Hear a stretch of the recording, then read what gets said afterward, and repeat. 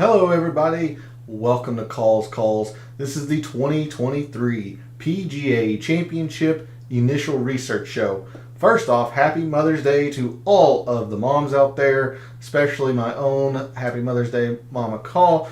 And I hope you degenerates spent a little bit of time with the mothers in your life and were able to enjoy Mother's Day. For yours truly, we went out to lunch. It was a good time, and then proceeded to yell at the TV since I had a pretty good sweat going for Vincent Norman, a pretty big win wager on him at 130 to 1. He ends up finishing just outside the top 5, but a pretty good sweat going.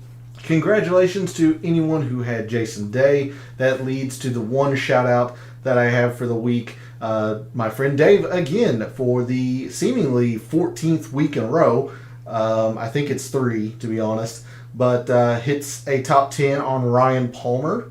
So congratulations, Dave, on your hit. And if you were successful, let me know in chat or in the comments of the video, or reach out to me on social media and let me know. That way I can give you a shout out tomorrow for the Data Dive show. But congratulations, Dave, on your top 10 hit. Again, like I said, for me, it was a pretty good sweat in terms of a Vincent Norman win wager. Didn't come through, and then the DFS was a pretty big disaster. I mentioned that I was going to play a dangerous game, but I was going to fade Scotty Scheffler. Kevin Roy didn't come through for me. Satoshi Kodaira was very middling. All of this stuff added up to a pretty poor performance in DFS. So we're going to look to right the ship for the second major of the year at the PGA Championship. So let's get into it. All statistics provided tonight and every night are from fantasynational.com. It is the best tool out there for your money. It's going to make you a much smarter golf gambler and a much better DFS player. Go check them out. It's simply well worth your investment. In the description to the video, there are links to all of my social media. This is Twitter and Instagram, where I will attempt to post some research tomorrow around the PGA Championship.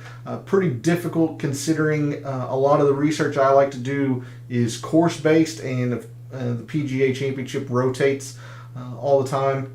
So I'm going to see if I can't find something for winners or form coming in or something. So I'll try to have something out there tomorrow over on Twitter and Instagram. So if you'd like to see that, give me a follow at those places. Twitter is also where I do my daily baseball content, 3 up, 3 down. Did not do anything this weekend as I traveled out of town yesterday, and then of course celebrated Mother's Day today, but that will resume tomorrow. So if you would like to see my daily picks for baseball, give me a follow over at Twitter. And then Twitter is also where I place my betting cards week after week for the PGA Tour. So if you'd like to see that, give me a follow there. Then finally, we're live. Chat is open. Would love to hear from you. Again, how was your AT&T Byron Nelson? Did you have Jason Day? Any outrights on him? Any wagers hit? What are you looking forward to for the PGA Championship? How much do you know of Oak Hill? We'll definitely be covering that tonight. And who are your early focuses in terms of wagers and DFS? So let's do our initial research for the 2023 PGA Championship. And we're going to start, as we typically do every Sunday evening, over at the GCSAA Tournament Fact Sheet. And we are in Rochester, New York, at Oak Hill Country Club. 10 years since the last edition of the PGA Championship being held at Oak Hill. So, and 20 years for that matter. So, Oak Hill hosted the PGA Championship in 2003. Also hosted the PGA Championship in 2013. Now in 2023, it is going to host the USAM in 2027. It has hosted several US Opens. It is a pretty famous course. And so we will have a little bit to look at in terms of previous course performance later on in the week. But I'm going to put a little bit of a note or an asterisk, if you will, on that. The course has went through some changes that it's not going to play exactly the same as it did even 10 years ago.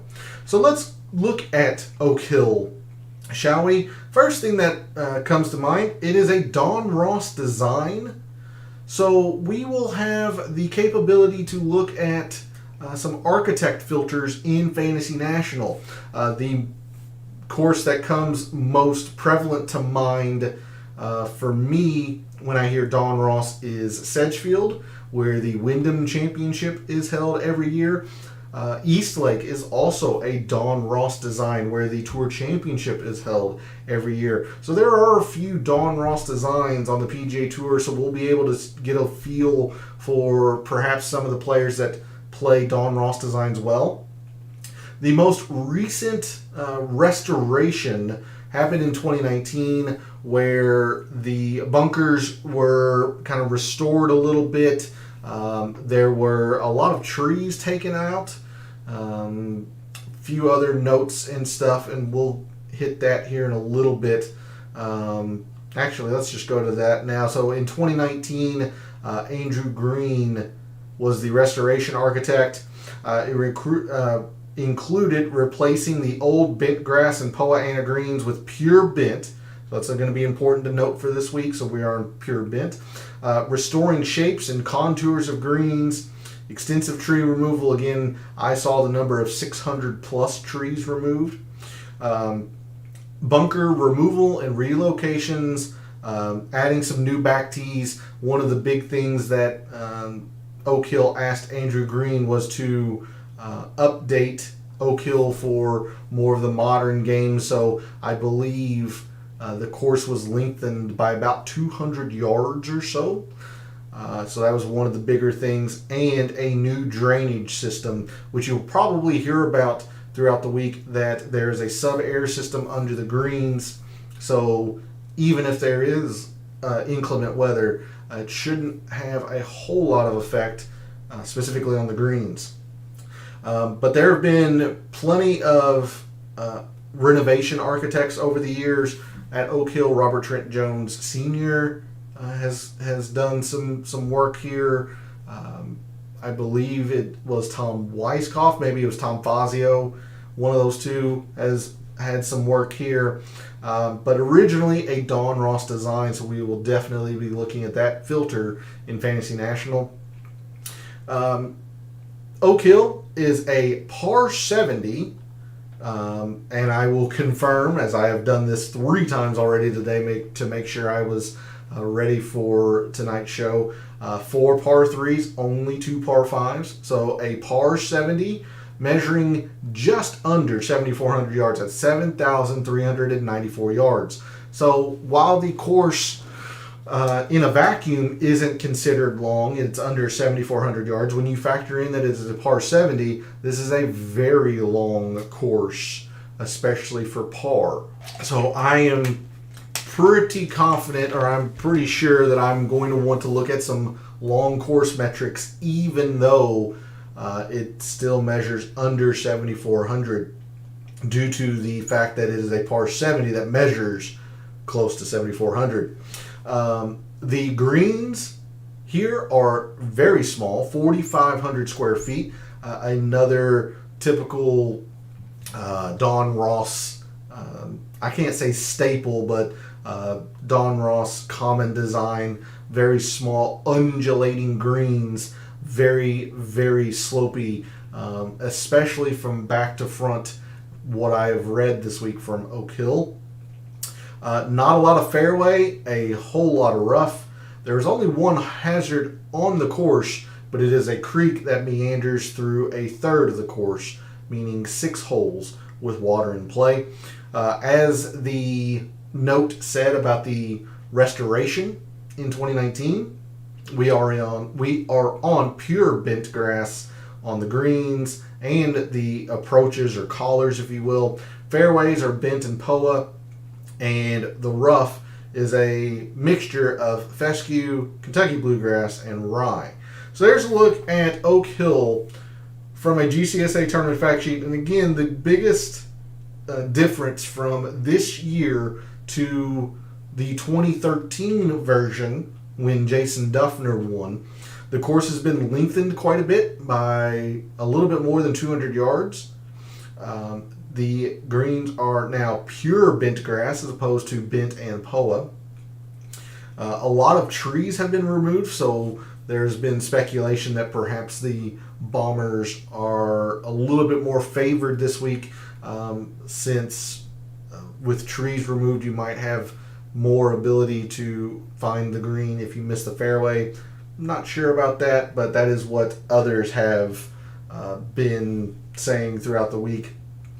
But we're definitely going to be looking at some Don Ross filters as well this week. There's a look at Oak Hill from a GCSA tournament fact sheet. We're not going to look at Wind Finder tonight, but I will tell you early on in the week, Thursday looks pretty calm. Friday looks hectic with gusts into the 30s. So it would not be a bad idea to have some amount of wind research to begin your week this week. I'm not going to do anything with that. We'll start with that tomorrow. Instead, let's just kind of take a look at performance in 2023. You see that is the timeline that I have set here. Some of the top players in 2023: John Rahm, Scotty Scheffler, Xander, Tony Finau, Patrick Cantlay, Wyndham Clark coming off of his win at the Wells Fargo, Max Homa, Jason Day, of course, coming off his win this past week at the AT&T Byron Nelson. Sung Jae and Ricky are your top 10 strokes gained total players in the field this week at the PGA Championship when you factor in just 2023 calendar year statistics. Some other names here: Terrell Hatton, who's been in good form, Jordan Spieth, Colin Morikawa, Chris Kirk, Justin Rose. Of course, this is the PGA Championship. It is bringing the best of the best here. Now, the LIV players are here as well. So, with that, it's going to be difficult to do a whole lot in terms with historic conditions, especially since the PGA Championship rotates courses and all that, but you'll see one very, very common theme. It is a major championship, so scoring will be difficult to par more than likely. You might get a round of average every once in a while. The course is going to play difficult, or the PGA Championship is going to play difficult. So I'm going to expand this timeline, go January 1st, and we will look at scoring when a round is difficult. So since the beginning of 2021, your top performers when a round has been difficult: Scotty Scheffler, Rory, Colin Morikawa, John Rahm, Jordan Spieth, Matt Fitzpatrick, Xander, Victor Hovland, Sung Jae, Cam Smith, and Hideki. So there's your top 10. The AT&T Byron Nelson is not in Fantasy National yet, or at least when I looked about an hour ago. Of course, it was not difficult at all, so that won't change any of the strokes gained total performances in that regard. But there's a look at your top performers when a round is difficult. Let's take a look at long courses, and again, this is not over 7,400 yards, but when you factor in the fact that this is a par 70, it is a very long course for par. Now, what I am debating with myself here, 51 rounds here from Hideki. You've got the Masters, the Valero, Arnold Palmer. I'm taking a look at here, see if any of these courses are indeed par 70s. And they are not.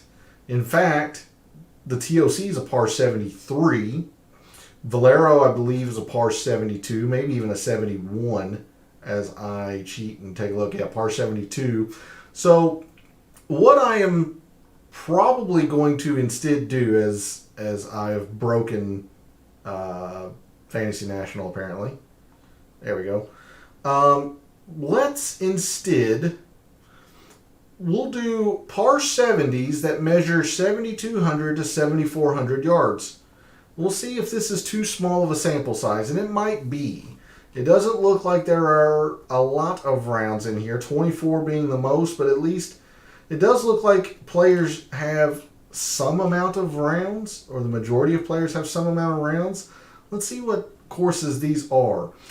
You've got East Lake, again, a Don Ross design.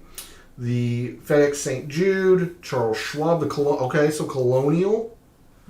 So it's only those 3 courses from the past 2 years. That's pretty small sample.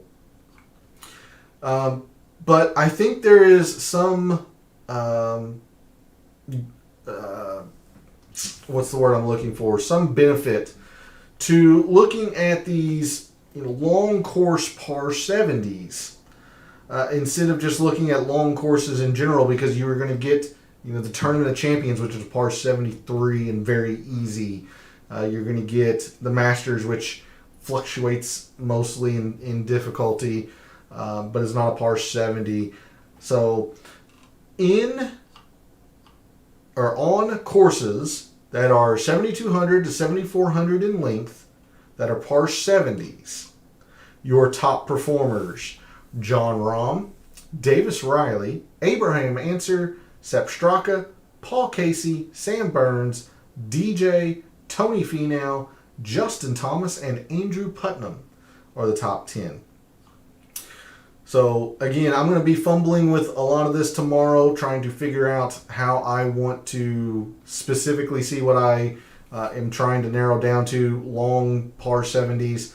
So I'll have a better idea hopefully tomorrow with that. Something else we can absolutely do, and we talked about it during the GCSA tournament fact sheet, let's take a look at some Don Ross metrics.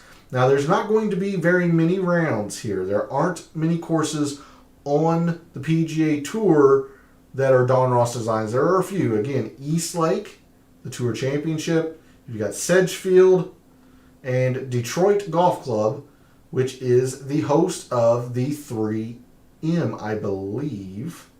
I have to double check that. Oh, no, excuse me, the Rocket Mortgage. Okay. So you'll have those 3 courses that are Don Ross designs. Again, East Lake, the Tour Championship. Detroit, which is the Rocket Mortgage. And Sedgefield, which is the Wyndham.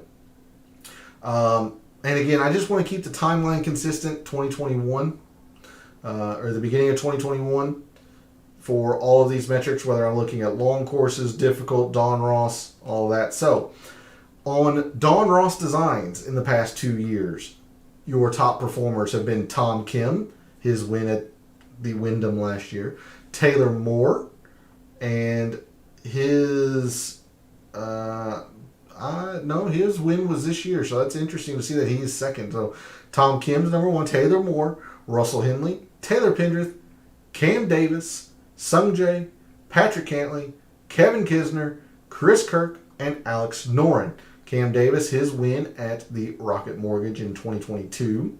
Sung Jae has always played Don Ross designs well. He also plays Pete Dye designs well. Patrick Cantlay, another name to look out for on Don Ross designs. So might need to expand this out, and we might do that a little bit more so tomorrow. I'm just trying to get a decent gauge of players for this evening for Don Ross. All right, let's see. Last thing I think we could probably do with this timeline, this beginning of 2021. We did it last week since we were on Bit Greens for the AT&T Byron Nelson. Let's take a look at some bent green performances. And I'm not going to do any speed filter. However, I'm pretty darn confident that these are going to be fast and or lightning. Again, we go to the historic conditions. TPC Harding Park in San Francisco. It was bent. Those were considered lightning. But we don't have green speeds for much of the PGA Championship. So I'm very hesitant to do anything with green speeds. We just know that these are bent. So, in the field this week, since the beginning of 2021, Your top putters on bent greens have been Patrick Cantlay, Christian Bezadenhout, Alex Noren, Bo Hostler, Brendan Todd, Maverick McNeely, Rory, John Rahm, Sam Burns, and Justin Rose. And we'll see how much the AT&T Byron Nelson this past week changes the top 10 tomorrow. But there's a look at some longer term metrics with the various filters: difficult to par, bent greens. We tried to look at some, long course par 70s. Definitely looked at some Donald Ross. So let's narrow this back in to the beginning of this calendar year. So I just want to look at 2023. Let's just get a gauge of some of the top players in the field in a couple of different metrics. It's going to be the ball striking, but I do like to look at off the tee and approach separately. So your top off the tee players this calendar year have been Scotty Scheffler, Patrick Cantlay, Gary Woodland, Victor Hovland, Hayden Buckley, Keith Mitchell, Cameron Young, Terrell Hatton, Corey Connors, and Brian Harmon. Your top strokes gained approach players have been Finau, John Rahm, Scotty Scheffler, Colin Morikawa, Xander, Wyndham Clark, Ricky, Tom Hoagie, Gary Woodland, Brendan Steele, and Max Homa. Now, longtime viewers will know that we have kind of skipped a portion of the show. Don't worry, we'll handle some of that here in a little bit. Normally, we go to the course breakdown, and as we talked about in the GCSA tournament fact sheet, this course has went through some renovations and restorations since the last time this was played. This is the course breakdown for 2020 or 2013's PGA at Oak Hill.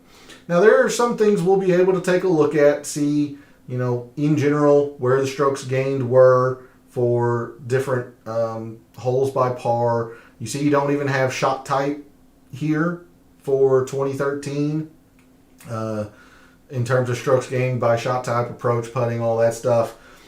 Even the hole composition has changed.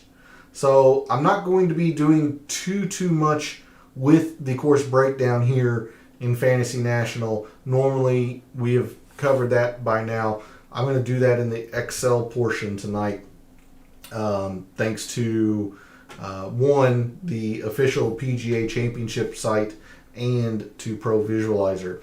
So just kind of running through some overall metrics here, especially in terms of your strokes gained categories. Not going to do too terribly much in terms of going and diving into, say, scoring or par 5s or 4s or 3s or whatnot. That'll be really done tomorrow. So with that, I suppose we could maybe talk a little bit about Oak Hill in the breakdown. Not going to do too much with the scorecard. Again, some of these yardages have changed with the restoration. But in 2013, when Jason Duffner won the PGA Championship here, there were only 3 holes that played under par. You see the drivable, and it is drivable, par 4 14th, measured or played to 1/100th of a shot under par, so right at par essentially.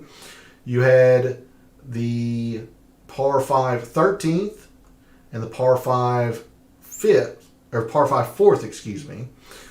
Those were the only 3 holes that played under par. So that tells you how difficult of a test Oak Hill is. In fact, par 4 17th played to a half a shot over par. 4/10ths of a shot over par in 2013.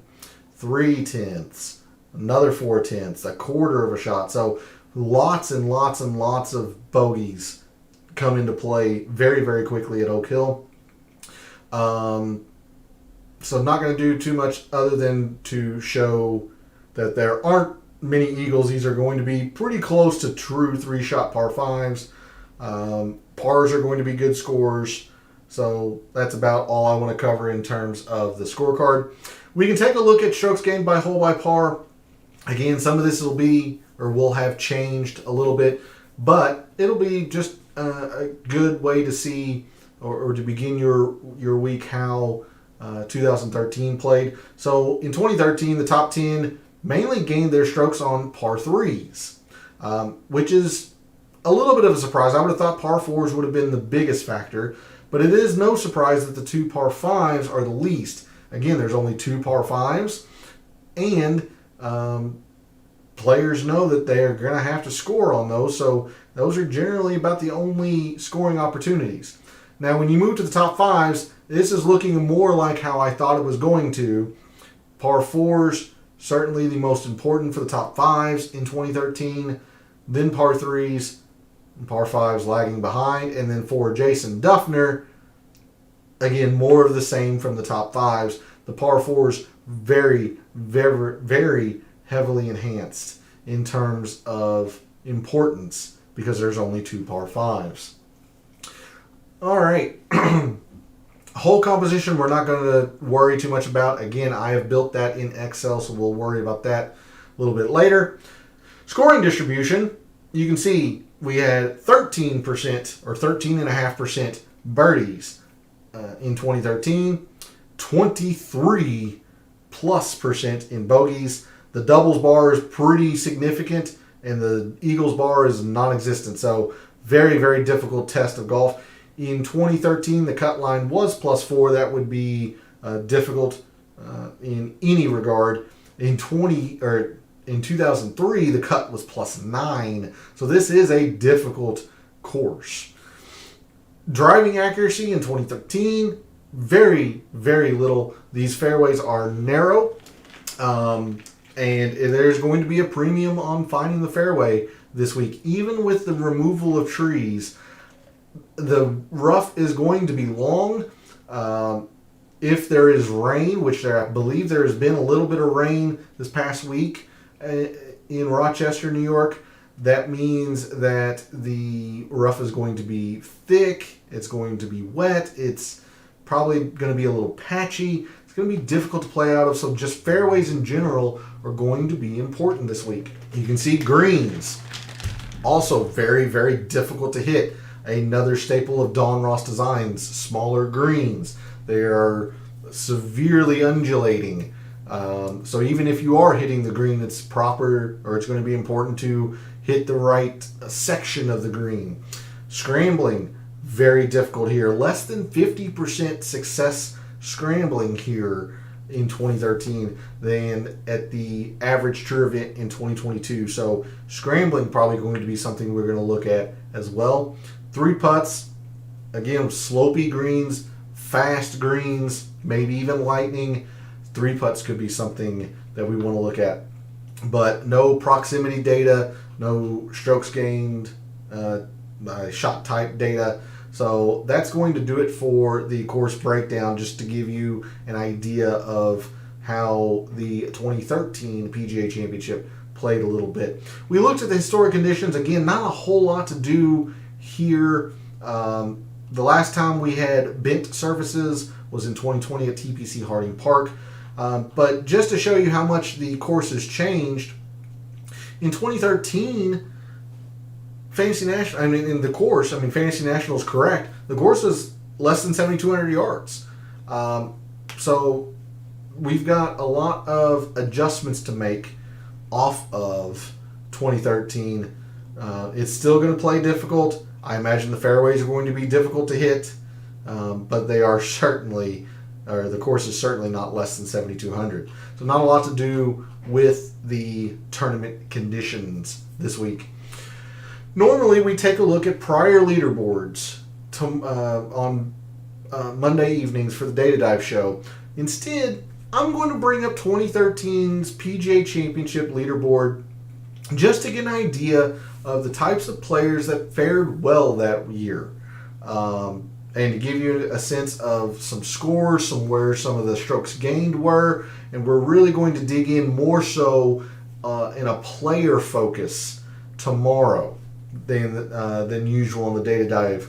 So in 2013, you see Jason Duffner was your winner at 10 under. Jason Duffner could move it. He still can move it at his age, but he could really move it in 2013. Jim Furyk, always accurate. Henrik Stenson in his 3-wood was always very accurate. Adam Scott could move it.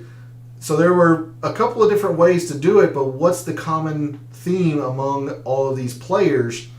Off the tee based. They are either combining distance and fairways like a Dustin Johnson, a Jason Day, a Rory, or they were so accurate like Jim Furyk, like a Jonas Blixt, that they just they were just never out of position, and they were able to play from the fairway the majority of the time. So there's a look at the leaderboard from 2013. Again, Jason Duffner was your winner at 10. The cut was +4.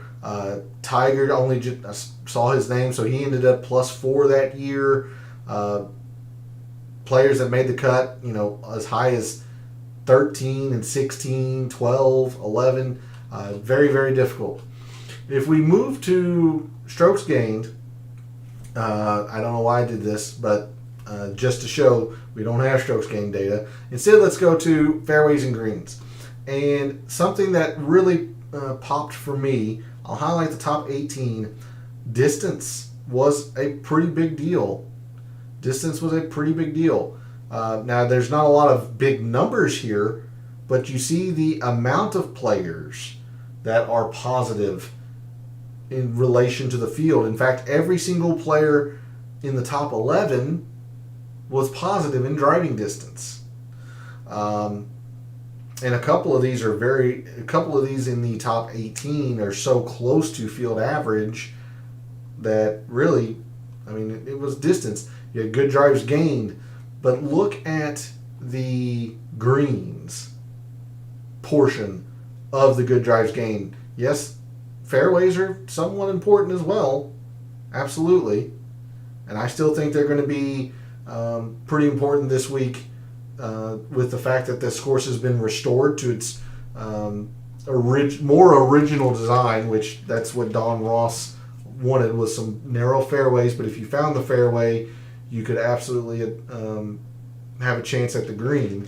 I think fairways are going to be a little bit more important, but no denying that distance here and greens.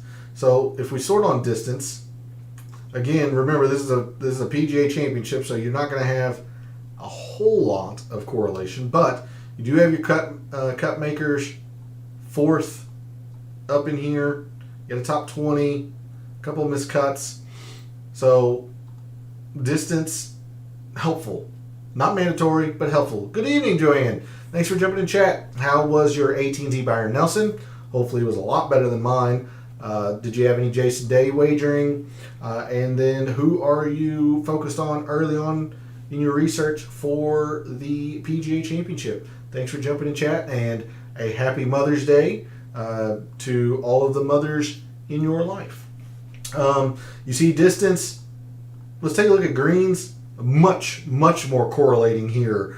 With greens, your winner was third, 10.3. Didn't even lead the tournament. You had a middling finish from Molinari, but a top 15, a top 20. Runner-up, 5th, 8th, another top 15. Greens are going to be a very big deal, especially since these greens are very small. I am going to sort on fairways. Okay, it's decent. Not a whole lot of inspiring finishes, maybe beyond Zach Johnson. So, again, you don't have to have elite distance. You don't have to hit every single fairway, but off the tee is going to be pretty darn important this week in some kind of combination. I'm definitely going to have off the tee. Might have a little bit in distance, only because we see, at least from 2013, every single player in the top 11 was positive in distance, but every single player in the top 21 was positive in greens in regulation gained. Rom and Xander for this one, just okay in the last tournament. Well, okay is better than what I had. I did not have nearly enough Jason Day. I was scared off by the tee time. He was supposedly on the bad end of the draw. The wind never really picked up over the weekend, which on Wednesday last week, there was projected to be a lot of wind. I mentioned how I was going to fade Scotty Scheffler. I understood that was a dangerous game I was playing. Ended up backfiring. My unique play, Scott Stallings missed the cut. Satoshi Kodaira was middling, so he, in all honesty, he was probably worth the 6,400 price tag considering how low owned he was. But a T33, didn't really prop up enough of what chalk I did take. Kevin Roy missed the cut. So just overall not a good week in terms of DFS. The only thing I had going for me, I had a pretty good sweat going in terms of an outright win wager. Just didn't come through. Let's see. But I don't hate the ROM idea at all. Again, I've been talking about off the tee based. Been talking about bent grass surfaces. Of course, he's coming off his win at the Masters, so a lot to like there.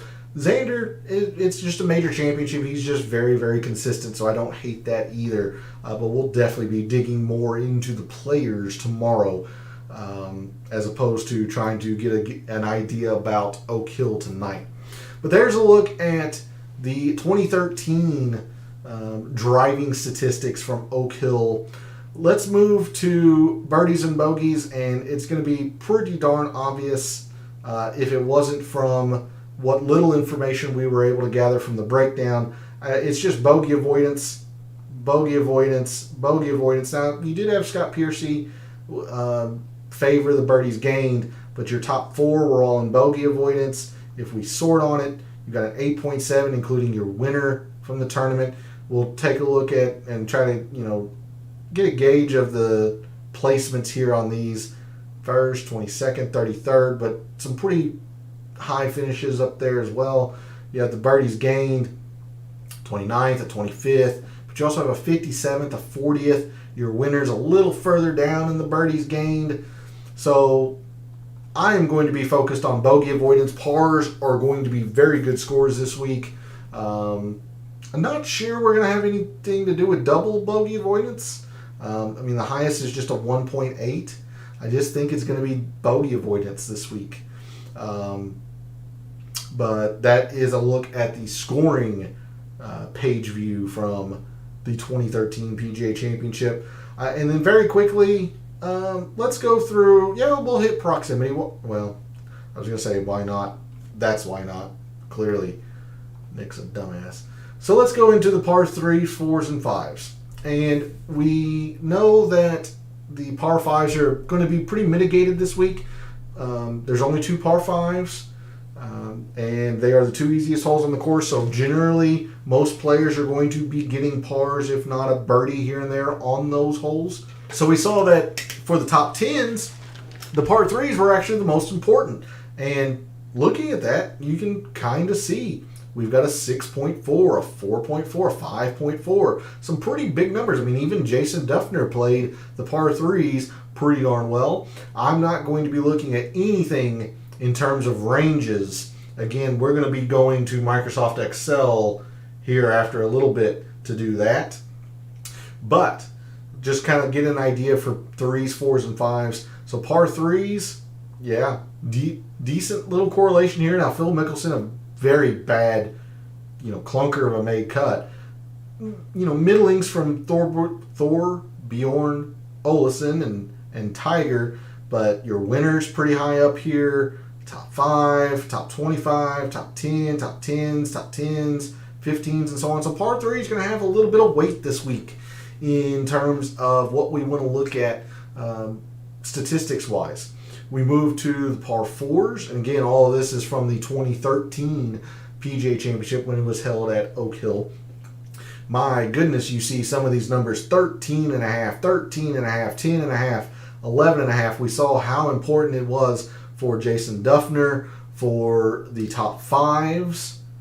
So when you sort second, fourth, David Lynn had a top 25, not great, but in terms of the PGA Championship, you played them very well, very, very well.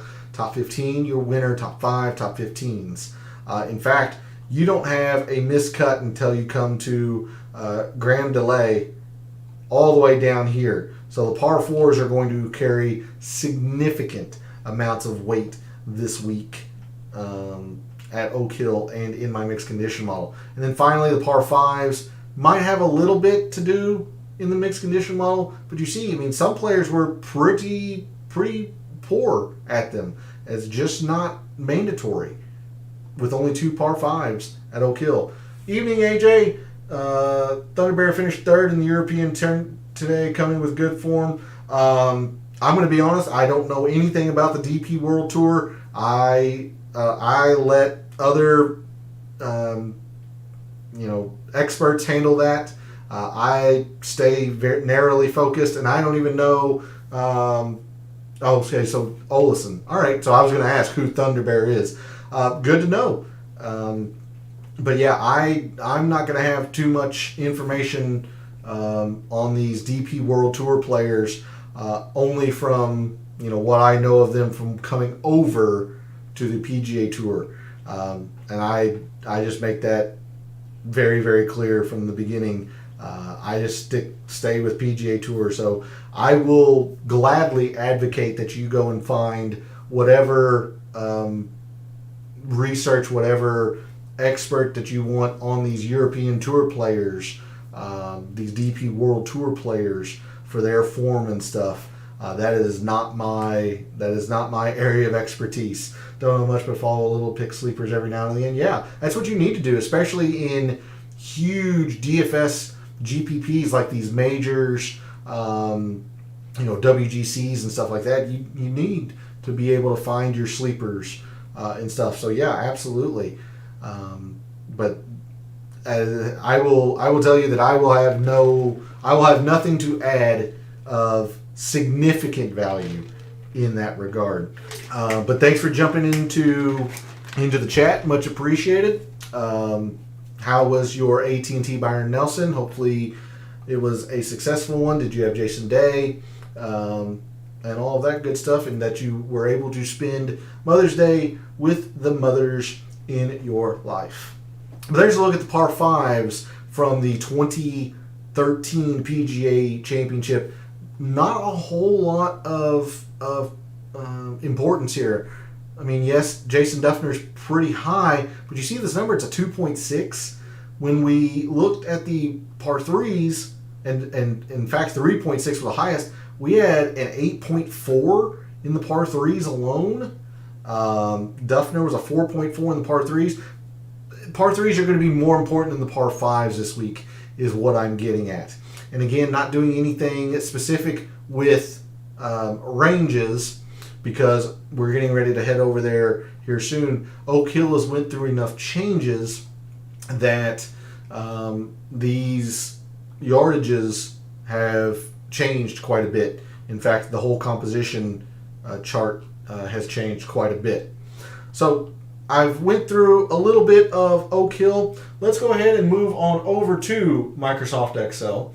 And I'll bring you, well, I thought I was going to Excel. There we go. Before I get into the new whole composition chart and all that stuff, let me explain that I'm not going to have anything with like my early look file. I always try to gather the statistics of previous years at a course and whatnot for players. With the PGA Championship, US Open, Open Championship rotating, I never do anything with that, because these courses, even if they've been played in the past, like Oak Hill, they constantly go through restorations and little changes that the course isn't the same. So I don't have anything for an early look file this week, and I also don't have anything with the comparison course, because the courses rotate, they're not consistent.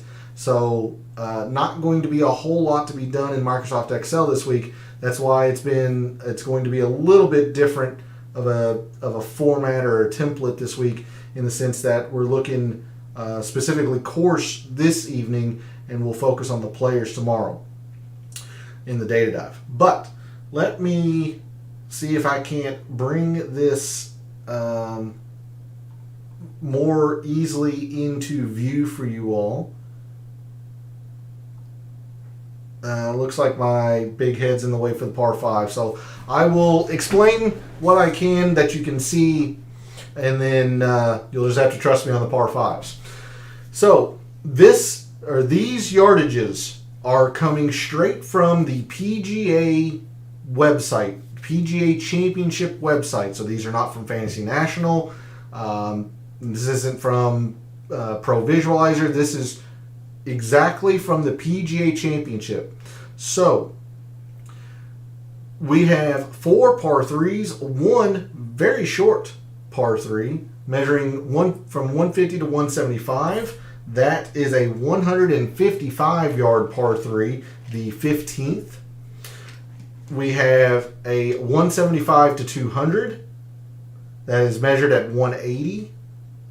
And then 2 very long par 3s. That's where a lot of the length of this course is coming in. 2 very long par 3s. The par 3 third measures to 230. So it could conceivably come into this bucket. But then the par 3 11th at 245 yards. So there is a look at your par 3s at Oak Hill, at least on the scorecard for your 2023 edition. So I don't know if we'll have an emphasis on 225 plus par 3s or not.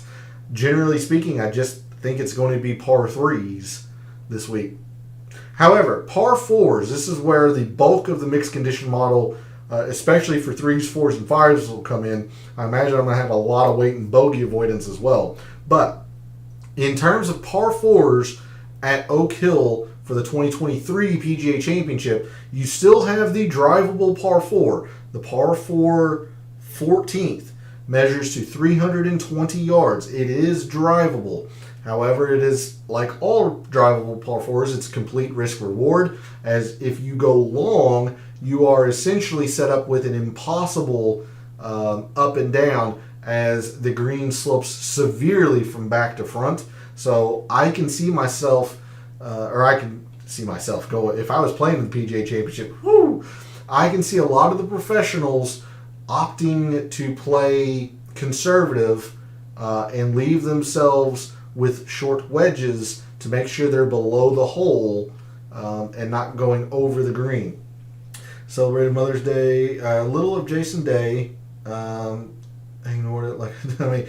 I didn't ignore it. I had Jason Day a little bit, but I was very worried about the tee time since he was supposedly on the bad end of the draw, and the wind never really did come over the weekend like it was expected to. So he was really, there wasn't that much of a favor on an AM PM or PM AM draw. But better than expected in cash games. I faded Scotty like you did. I knew it was a dangerous game. I was crushed by that decision. So I'm glad it worked out for you. I knew it was a dangerous game. Celebrating Mother's Day by grilling for 3 moms, wife, sister. Well, congratulations. Glad you enjoyed your Mother's Day and are ready to have a successful week for the PGA. But yeah, drivable par 4. A short par 4, not drivable, but short par 4 measures 399. So right on the cusp of the boundary here. So 2 shorter par 4s. We do have a few that measure from 400 to 450, but the bulk of the par 4s measure 450 to 5. You've got a 460, a 461, 482, a 458, and a 497. So there's your 5. Now the 497 clearly could easily come into the 500 plus. The 458, maybe even the 460, 461 could conceivably probably come down into here. So the bulk of the par 4s come 450 to 500. Don't know, at least right now, if that is where I'm going to put the specific focus, if there's an important range. I know par 4s in general are going to be in the mixed condition model and a heavy percent, but I would like to go through, and the vision will be skewed, but I'd like to go through tomorrow the specific lengths early on in the morning and see how that looks before I say for certain whether I'm going to have any specific lengths in my mixed condition model. And then just due to the awkwardness of the way the stream is, maybe that'll work. Both par 5s here at Oak Hill measure 600 to 650. In 2013, they both measured 550 to 6, so that was part of the lengthening of the course that we saw in the GCSA tournament fact sheet. This course has been lengthened by about 200 yards or so since the last time it was played. A lot of that was the lengthening of these par 5s, so they now both comfortably fall into the 600 to 650 range. Again, par 5s are pretty mitigated here. Don't know how much I'm going to have in terms of percentage of my mixed condition model, but par 5s both measure to that range. So there's the new or updated whole composition chart for the 2023 PGA Championship at Oak Hill. Last thing we're going to cover tonight, this is an estimated proximity. This is that estimated proximity from what normally is in Fantasy National, but we don't have that data for the 2013 PGA Championship. So I'm going to see if I can't get this. I'm hoping that is easy enough to read or big enough to read. I'll scoot it over so that way my head's not all the way in the way. Okay, now all of these estimated proximities are from Pro Visualizer, so I'm not going to go through that this evening. If you would like me to tomorrow, put it in the comments. I would have no problem doing that, but I figured I would just try to focus as much on the players tomorrow as I could, but I won't have any problem going through some of the course if the audience, the viewers, want to see it. All I can do is go by the yardages proximities from Pro Visualizer. So the drivable par 4 is always going to be set as a layup off the tee. So that is one of these two 75 to 100 wedge proximities. The other one is one of the par 5s, excuse me. Now, I honestly don't think that these par 5s are going to be attackable in 2 unless a player hits an immaculate tee shot. But I'm never going to say never. So you could easily move one of these two into the 200 plus if you think the player is going to attack the par 5 in 2. But 2 holes estimated with a 75 to 100 yard approach. The other par 5 had an estimated approach from 100 to 125. So again, if you would think the players are going to attack the par 5s in 2, move this one over to 200 plus. But that par 5, when set as a 3-shotter, had a 100 to 125. Surprisingly, the bulk of approach shots measured from 125 to 150 and 150 to 175, even though the majority of holes measure from 450 to 500.